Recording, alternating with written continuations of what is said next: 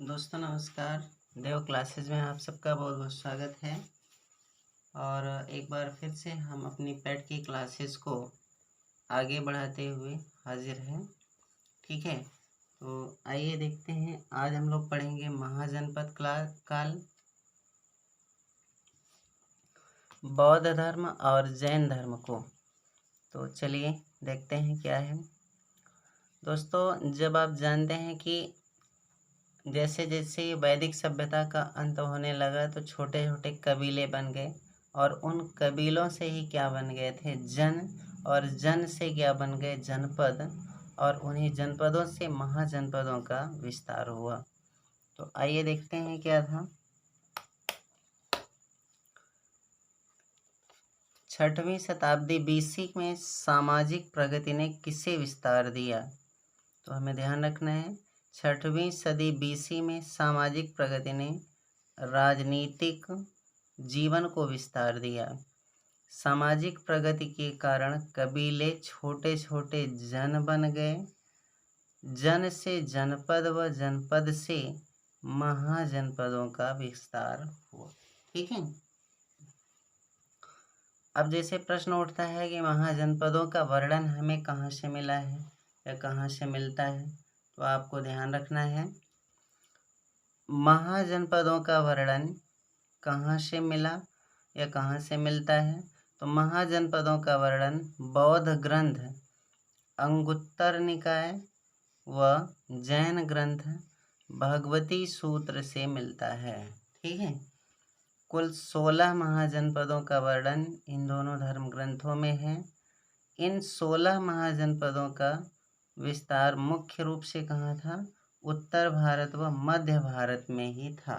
ठीक है, बिहार, यूपी, मध्य प्रदेश व राजस्थान में ही विशेषतः महाजनपदों का विस्तार था।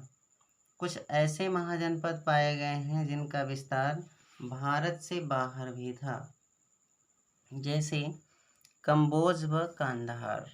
ठीक है, अब आइए देखते हैं कि ये 16 महाजनपदों का शासन कैसे चलाया जाता था। तो आपको ध्यान रखना है, 16 महाजनपदों का शासन कैसे चलाया जाता था। तो इन महाजनपदों में अधिकांश राज्यों में राजतंत्र था, अर्थात राजा द्वारा ही शासन चलाया जाता था, लेकिन कुछ महाजनपदों में गणतंत्र या संघ द्वारा भी शासन चलाया जाता था। अब अगर हम ध्यान दें तो इसके बाद प्रश्न क्या उठता है कि 16 महाजनपदों का विस्तार कहाँ पर था। तो ध्यान रखिए, भारत में 16 महाजनपदों में से 3 बिहार में थे, और ये कौन थे, मगध, अंग व वज्जी। यूपी में 8 महाजनपद थे, और एक बार प्रश्न भी पूछा था कि यूपी में कितने महाजनपदों का विकास था। मध्य प्रदेश में 1, राजस्थान में 1 व दक्षिण भारत में 1 तथा 2 महाजनपद भारत के बाहर थे, जो उस समय भारत के क्या थे, भाग थे। ठीक है, अब आइए इन महाजनपदों को विस्तार से पढ़ा जाए। तो पहला प्रश्न है मगध। मगध की राजधानी क्या थी? तो मगध सबसे शक्तिशाली महाजनपद था, जो मूल रूप से दक्षिणी बिहार में था। मगध की राजधानी गिरिब्रज या राजगृह थी, और यह वर्तमान में पटना व गया के बीच में है। यह बाद में सबसे शक्तिशाली महाजनपद हुआ। अंग महाजनपद की राजधानी क्या थी? तो अंग की राजधानी चंपा थी, और जो वर्तमान में कहाँ है, भागलपुर, बिहार में। वज्जी महाजनपद की राजधानी क्या थी? तो वज्जी संघ की राजधानी वैशाली थी। यह 8 जनपदों को मिलाकर बना था। वर्तमान में यह बिहार का उत्तरी भाग है, और यह प्रथम गणतंत्र था। जबकि आपको पता होना चाहिए कि विश्व का प्रथम गणतंत्र वैशाली था। ठीक है, काशी महाजनपद की राजधानी क्या थी? तो काशी की राजधानी वाराणसी थी। ठीक है, कोसल की राजधानी क्या थी?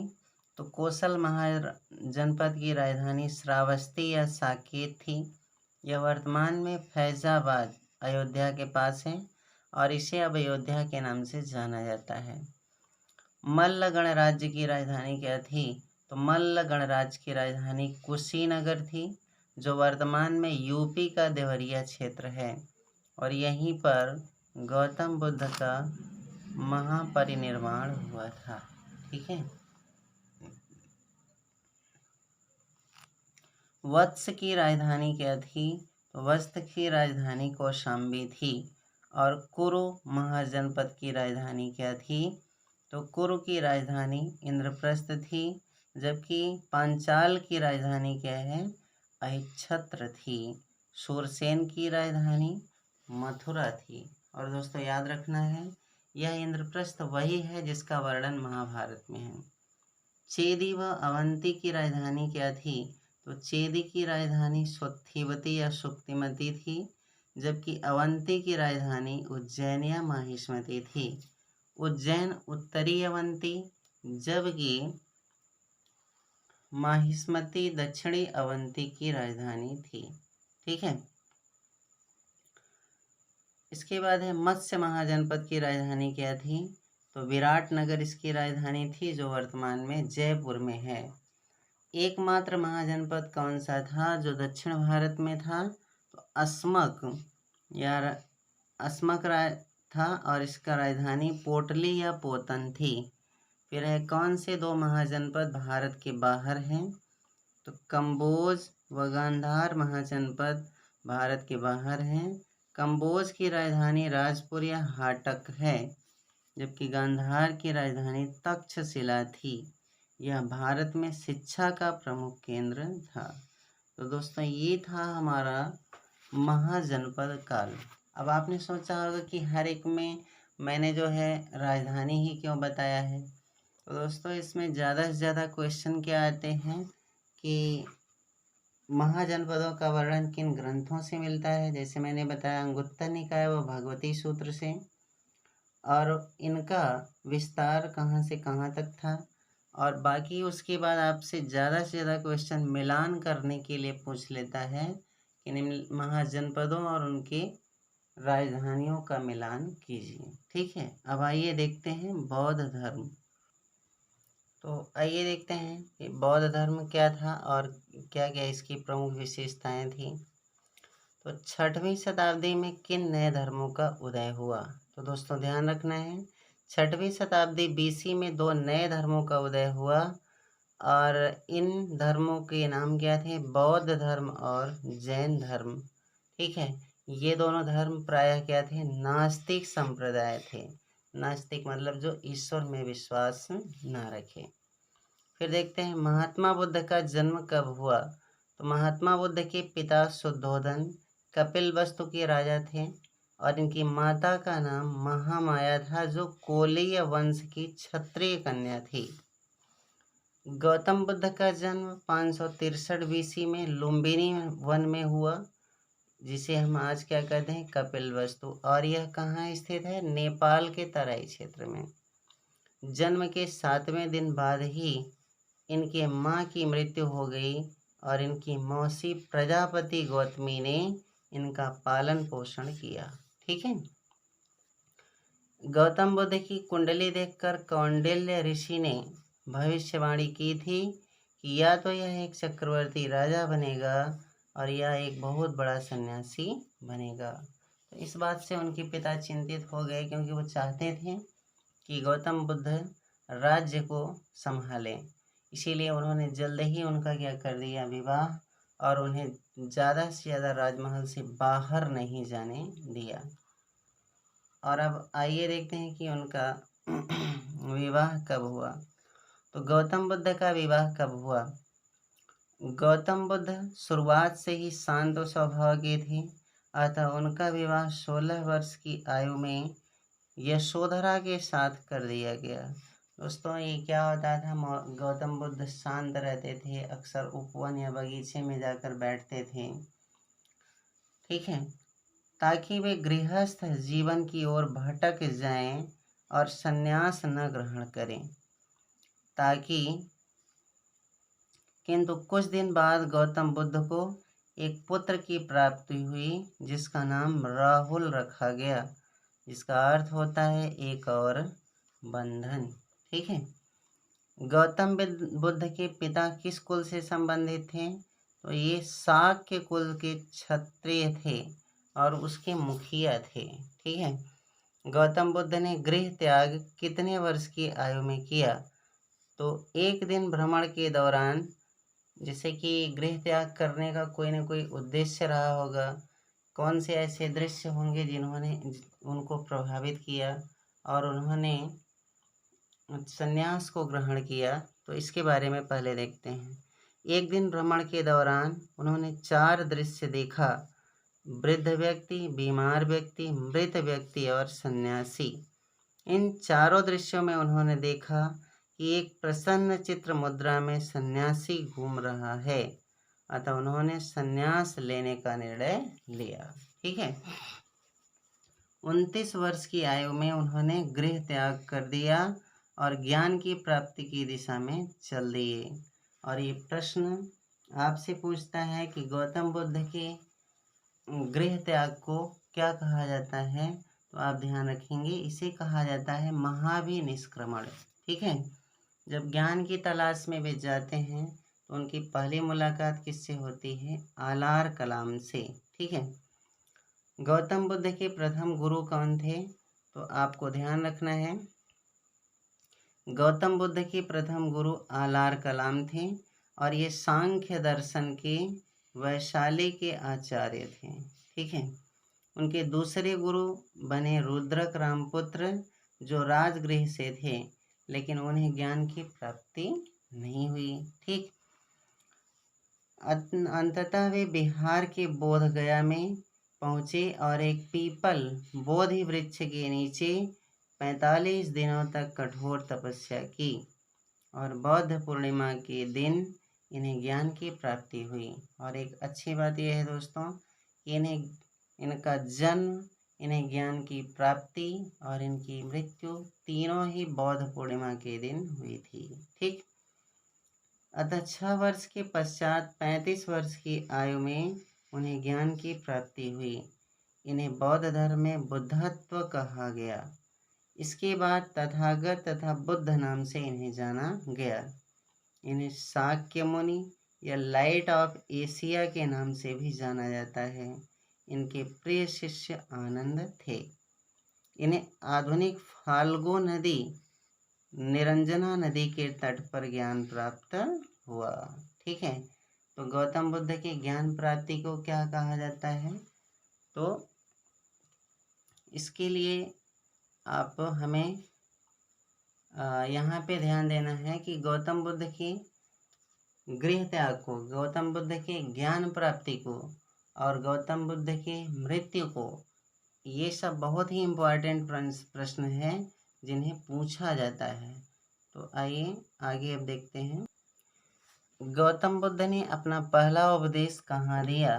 तो हमें ध्यान रखना है, गौतम बुद्ध ने अपना पहला उपदेश 5 ब्राह्मणों को सारनाथ में, जिसे हम आज क्या कहते हैं, ऋषिपत्तन में दिया।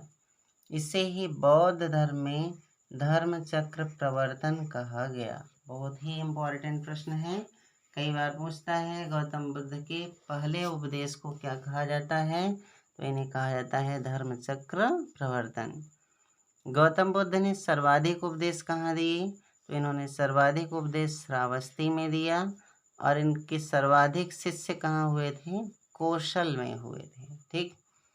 महाभिनिष्क्रमण की संज्ञा से किसे जाना जाता है?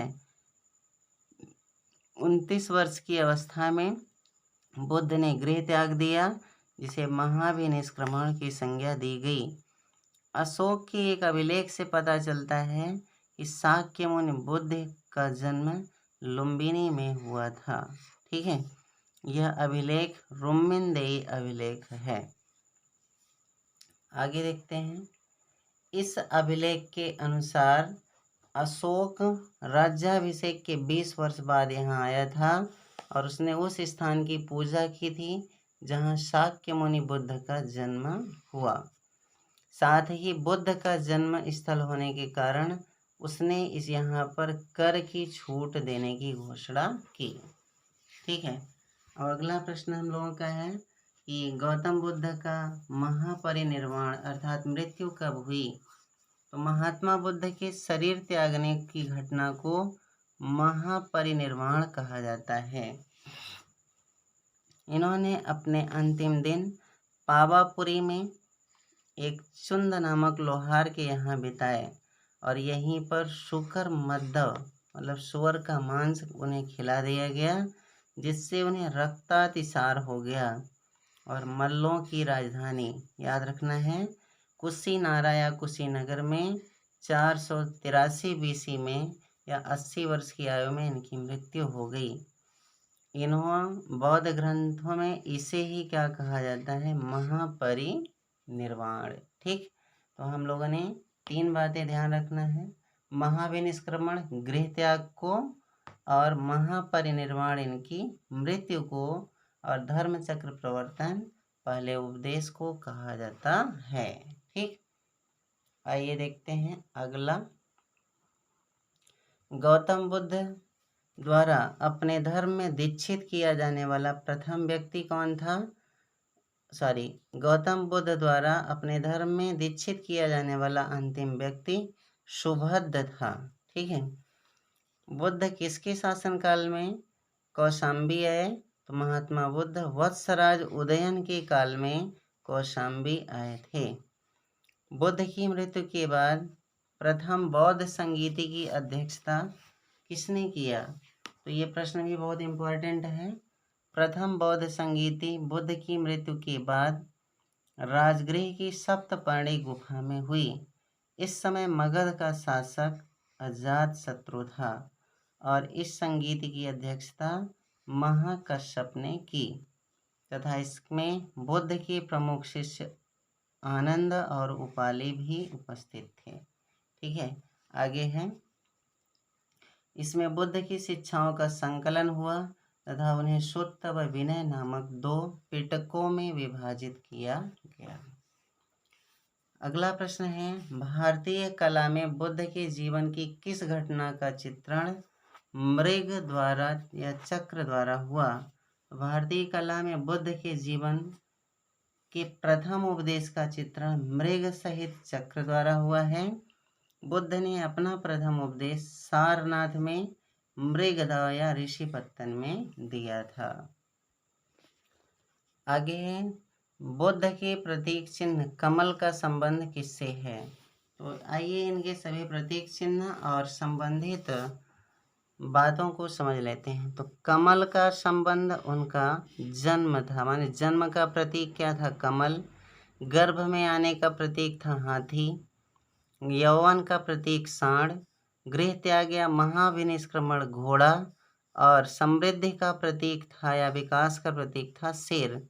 चक्र या हिरण उनके प्रथम उपदेश या धर्म चक्र प्रवर्तन का और पद चिन्ह उनकी मृत्यु का प्रतीक या महापरिनिर्वाण का और बोधि वृक्ष बोधि या महाबोधि का प्रतीक था या आप कहें ज्ञान का प्रतीक था।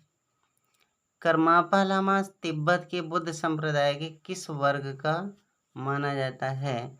तो करमापा लामा तिब्बत के बौद्ध संप्रदाय कंग्योपा वर्ग से संबंधित है। बोध गया में महाबोधि मंदिर कहाँ बनाया गया है? तो महात्मा बुद्ध को जहाँ ज्ञान हुआ था या ज्ञान की प्राप्ति हुई थी वहाँ पर बनाया गया है। ठीक है,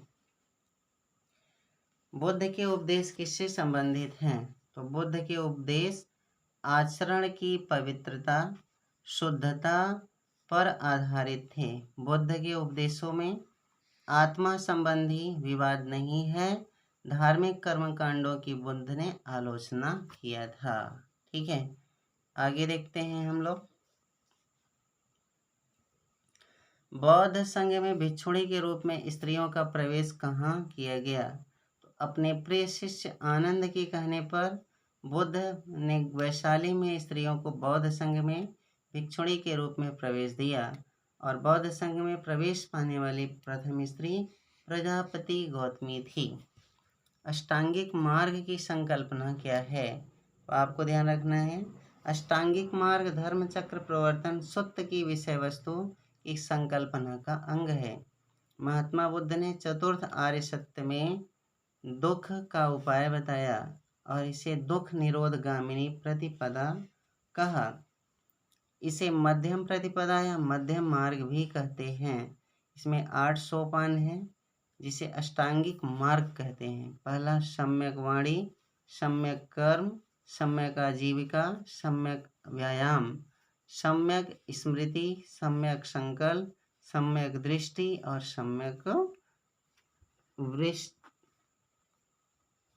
सम्यक दृष्टि है। ठीक है, इसमें सम्यक दृष्टि नहीं, सम्यक ज्ञान 8वां आपका होना चाहिए। आइए देखते हैं आगे क्या है। अब ध्यान देना है कि त्रिपिटक क्या है। त्रिपिटक क्या है? त्रिपिटक बुद्ध के उपदेशों का एक संग्रह है। त्रिपिटक बौद्ध ग्रंथों में सर्वाधिक महत्वपूर्ण है। बुद्ध की मृत्यु के बाद उनकी शिक्षाओं को 3 भागों में बांटा गया जिन्हें त्रिपिटक कहा गया। विनय पिटक, इसमें नियमों का संकलन है और इसका संकलन उपालि ने किया। सुत्त पिटक, यह उपदेशों का संकलन है और इसका संकलन आनंद ने किया।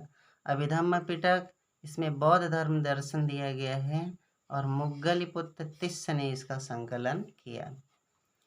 बुद्ध की 80 फुट की प्रतिमा जो बोध गया में है किसके द्वारा निर्मित की गई? तो जापानियों के द्वारा, और यह प्रतिमा लाल ग्रेनाइट व बलुई पत्थरों से निर्मित है। फिर अगला प्रश्न है, सुल्तानी युग में बौद्धों की कौन सी शाखा सबसे प्रभावशाली थी? तो वज्रयान शाखा 8वीं सदी में या सुल्तानी युग में सबसे अधिक प्रचलित थी। इस सिद्धांत का प्रतिपादन मंजूश्री मूलकल्प या गुह्य समाज नामक ग्रंथों में है। गौतम बुद्ध को एशिया का ज्योतिपुंज कहा जाता है। यह पुस्तक किसकी रचना है?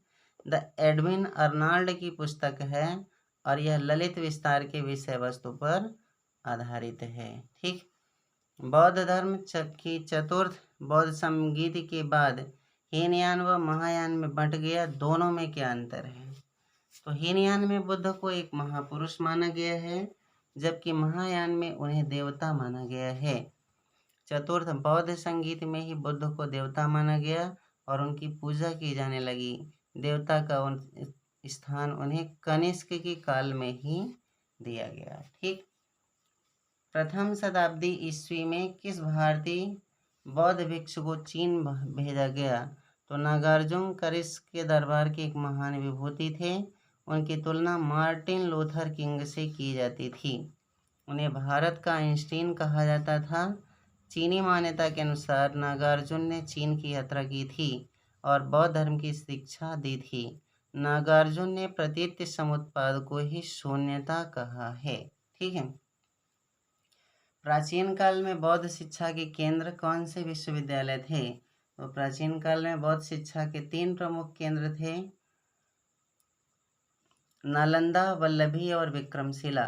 नालंदा बिहार में है। यह महायान धर्म बौद्ध धर्म शिक्षा का प्रमुख केंद्र था। वल्लभी गुजरात के काठियावाड़ क्षेत्र में है। यह बौद्ध शिक्षा व संस्कृति का प्रमुख केंद्र था। विक्रमशिला बिहार में पत्थरघाट पहाड़ी पर स्थित है और इसकी स्थापना पाल शासक धर्मपाल ने की थी। यह भी बौद्ध शिक्षा का प्रमुख केंद्र था। एक नज़र बौद्ध संगीतियों पर डालते हैं। 483 बीसी में राजगृह में प्रथम बौद्ध संगीति अजातशत्रु शासक था। अध्यक्ष थे महाकश्यप और सुत्त पिटक व विनय पिटक का विस्तार इसमें हुआ। दूसरी बौद्ध संगीति 100 साल बाद 383 बीसी में वैशाली में कालाशोक शासक था। साबक मीर अध्यक्ष थे। स्थविर व महासंघिक में इसका कार्य हुआ। 251 बीसी पाटलिपुत्र में अशोक शासक थे और मुग्गलिपुत्र तिस्स अध्यक्ष थे। अभिधम्म पिटक का निर्माण हुआ। 100 एडी मतलब 100 ईस्वी कुंडलवन कश्मीर में चौथी बौद्ध संगीति। कनिष्क राजा थे। वसुमित्र अध्यक्ष थे। अश्वघोष उपाध्यक्ष थे। हीनयान व महायान में बौद्ध धर्म बंट गया और 7वीं सदी में 5वीं बौद्ध संगीति हुई। हर्षवर्धन राजा वेनसांग अध्यक्ष थे और महायान को श्रेष्ठ बताया गया। तो इस तरह से हम लोगों का बौद्ध धर्म समाप्त हुआ। अब आइए देखते हैं जैन धर्म। तो पहला प्रश्न है दोस्तों, जैन धर्म के संस्थापक कौन थे? तो जैन धर्म के संस्थापक ऋषभदेव थे। ये प्रथम तीर्थंकर थे इस धर्म के, और इस धर्म में कुल 24 तीर्थंकर हुए। ऋषभदेव को आदिनाथ या वृषभनाथ भी कहा जाता है। इस धर्म के 22वें तीर्थंकर अरिष्टनेमी, 23वें पार्श्वनाथ और हुए। पार्श्वनाथ का जन्म वाराणसी या काशी में हुआ। ये काशी के राजा अश्वसेन के पुत्र थे। इन्हें ज्ञान की प्राप्ति संवेद पर्वत पर हुआ। ये 30 वर्ष की आयु में ही इन्होंने घर को त्याग दिया अपने बड़े भाई की आज्ञा से। पार्श्वनाथ ने कितनी शिक्षाएं प्रदान की? पार्श्वनाथ ने 4 शिक्षाएं प्रदान की। सत्य, अहिंसा, अस्तेय और अपरिग्रह। 5वां महाव्रत ब्रह्मचर्य महावीर स्वामी ने जोड़ा था। प्रथम तीर्थंकर ऋषभदेव और 22वें तीर्थंकर अरिष्टनेमी का उल्लेख ऋग्वेद में भी मिलता है। ठीक, आइए आगे देखते हैं। महावीर के बारे में एक नज़र। महावीर स्वामी का जन्म कहाँ हुआ? तो जैन धर्म के 24वें तीर्थंकर महावीर स्वामी का जन्म 540 BC में कुंडग्राम वैशाली में हुआ। ठीक, कुछ किताबों में इसे 599 ईसा पूर्व भी माना गया है, और ये अंतिम तीर्थंकर हुए। इनके समय में जैन धर्म का बहुत विस्तार हुआ और इन्हें जैन धर्म का वास्तविक संस्थापक भी माना जाता है। ठीक, महावीर की मृत्यु 468 BC में 72 वर्ष की आयु में हुई थी। इनके बचपन का नाम वर्धमान था और ज्ञान प्राप्ति के बाद इन्हें महावीर कहा जाने लगा। ठीक है, फिर अगला प्रश्न है, महावीर स्वामी के पिता कौन थे?